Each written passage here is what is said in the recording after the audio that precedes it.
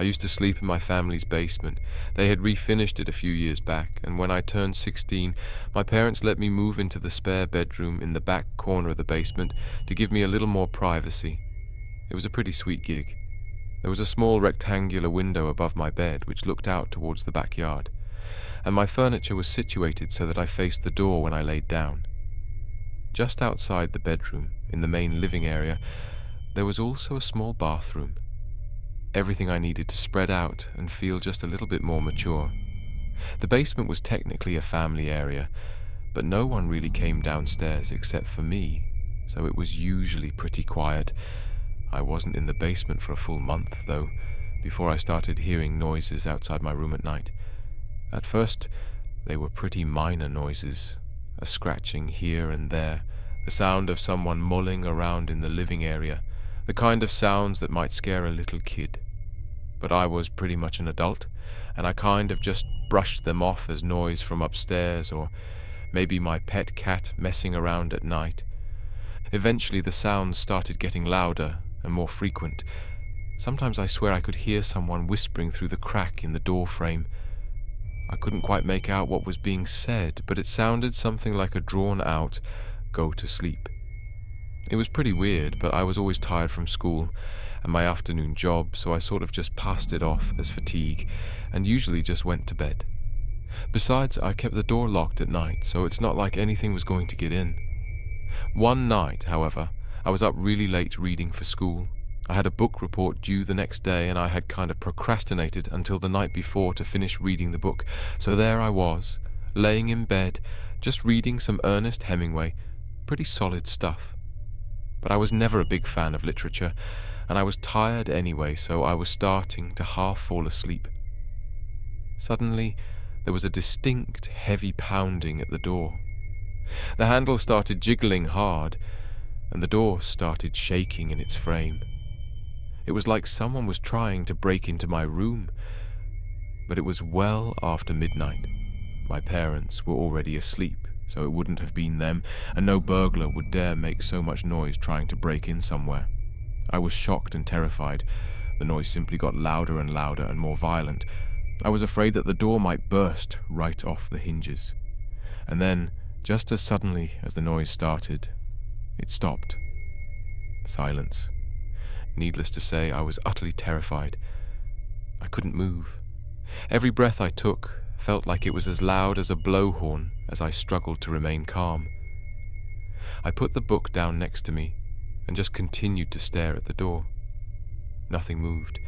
My cat, who had been just as startled by the noise, finally laid back down on my bed and settled herself down back into a sleeping position. That helped comfort me a little bit. If my kitten wasn't afraid, there was no real reason for me to be afraid either.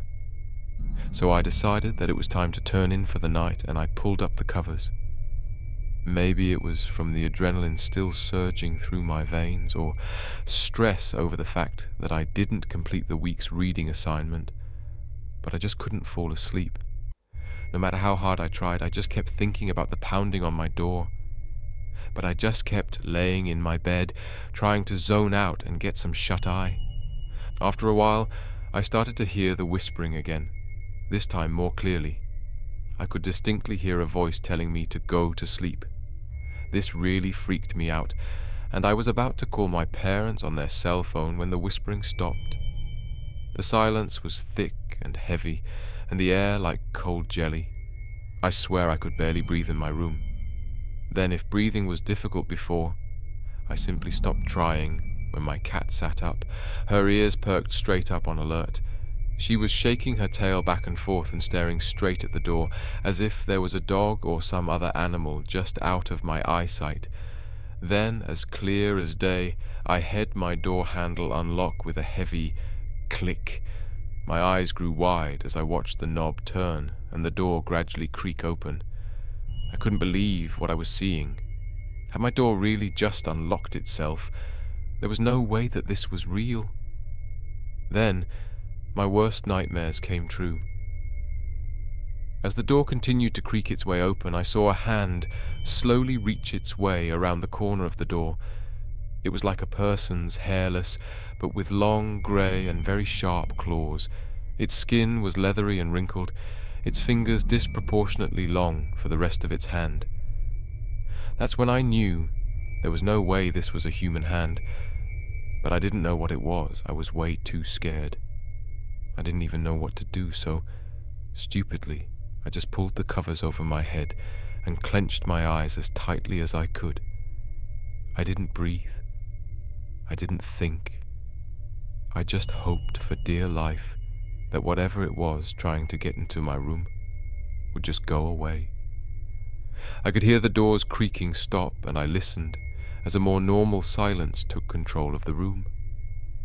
After a while of hearing nothing but my own strained breathing, I finally peeked out from underneath my blanket and found nothing.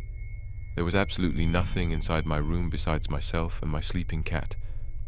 Maybe it was a dream, I thought, but I quickly realized it couldn't have been, because there was still my door wide open. I got out of my bed and shut the door, making sure that it was locked. I slept with the lights on that night. There was no way I was staying alone in the dark.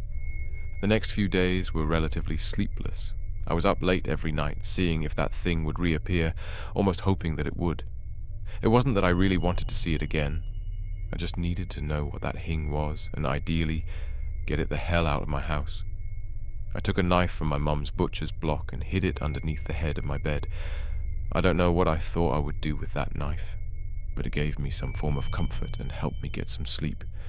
Every night before midnight, I made double sure that I locked my door, and even started to take up the practice of propping up my desk chair against the handle to keep out any probing intruders.